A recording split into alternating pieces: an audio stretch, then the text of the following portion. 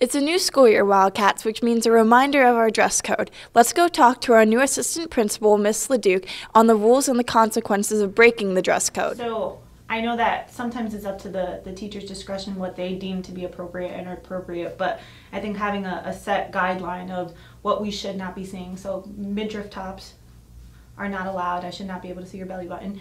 So no midriff tops, no exposure of your chest. We are allowing tank tops, so you can have a tank top. We're not requiring you to have the 3-inch or the 2-inch rule. You can have a tank top as long as it's appropriate. It's covering your belly, it's covering your chest. Everything should have straps, so no tube tops.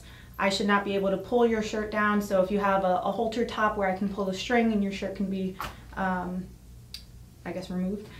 We don't want that, so you should always have straps, no tube tops. Shorts should be appropriate. We went away from the finger length because we understand that some students have longer arms than others, and it's difficult to purchase Bermuda shorts, but we want shorts that we are not seeing bottoms and are just not extremely short where they seem either uncomfortable or just inappropriate. So that's not allowed as well.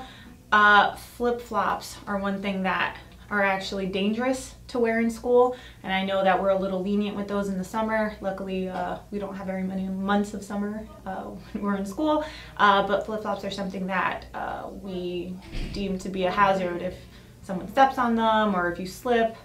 You should always have shoes on, so wearing socks in the building is not appropriate.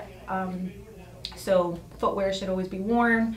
No hoodies, so you can't have a hoodie. The reason why we don't want hoodies is because you are blocking your peripheral view, your hearing, so we just feel like it's a safety issue. When you ring the doorbell and you have a hoodie on, it's hard to see who you are, so no hoodies. You are allowed to wear a hat. You are also allowed to use your earbud, but only one earbud. I don't know if that falls under dress code, but it's something that you'll be wearing in the hallway, I guess, so that.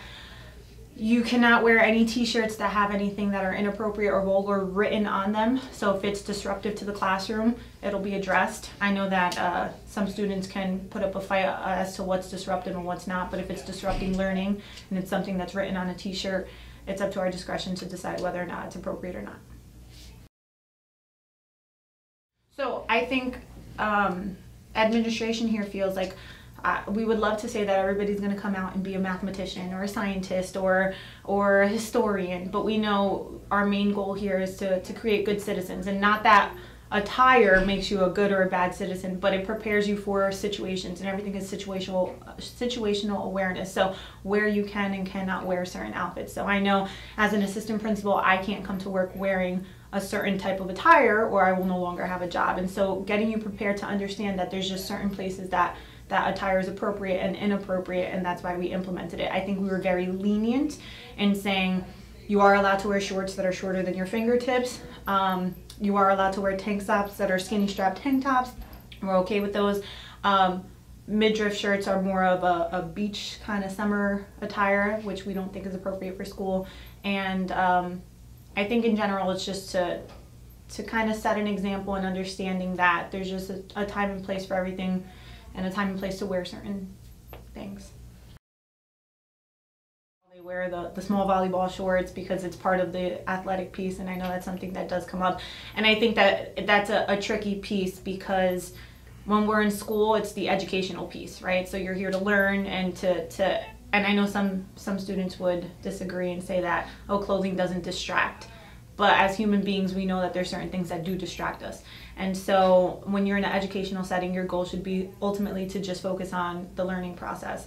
And when you're doing a sport, it's more of the physical piece, being comfortable, understanding what you need to wear in order to be safe and to be able to complete or participate in the sport, wearing the appropriate attire that allows you to move in certain ways. So I think I view those in two different settings. You're in a classroom setting where your goal is to ultimately learn and see what's going on with the teacher and pay attention there. And then in athletics, your goal is to ultimately physically be capable to accomplish whatever it is you're trying to accomplish, and appropriate attire for sports is important for that. I simply hand you over a t-shirt, and I expect that you wear that t-shirt, or you have the option to if you have any type of clothing in your locker, if you have a sweater in your locker or something that you can put on over, I give you that option first. If you don't have something, I'll provide you with a t-shirt. And then we will check up on you in the day to hope that you gave us your word that you're going to keep the t-shirt on. I don't think that there should be a consequence implemented where you're getting a suspension unless you're wearing something written that's extremely inappropriate and offensive, unless I've told you multiple times and you've completely been insubordinate into agreeing with me and saying, okay, I will wear the t-shirt. Then that's when other consequences will come into play. But if I just address you about a midriff shirt, or if I address you about something written on it and you willingly say, okay, I understand, that's as far as the consequence goes. Just a reminder, Wildcats, if we all follow these simple and easy rules, we can all have a happy and successful year.